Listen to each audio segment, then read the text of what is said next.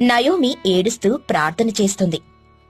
అయ్యా ప్రభువా, నేను నిన్నే నమ్ముకున్నాను.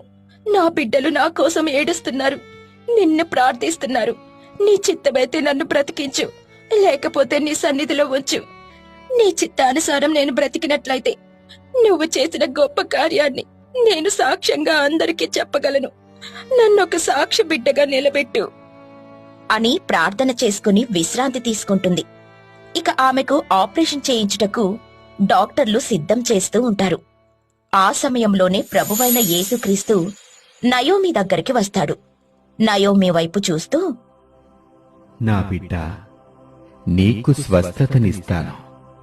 నువ్వు నా సాక్షి బిడ్డగా ఉంటావు అని ప్రభువు తన చేతుల్ని తన పొట్ట మీద ఉంచుతాడు. అంతే, లోపల ఉన్న తన బాధ మొత్తం మాయమైపోతుంది. ఆమె ఒక్కసారిగా నిద్రలేస్తుంది.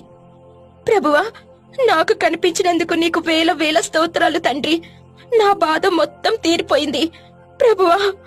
ఆపరేషన్ థియేటర్కి తీసుకెళ్దామని అంటాడు. ఇక అక్కడి నుండి తీసుకుని వెళ్తారు.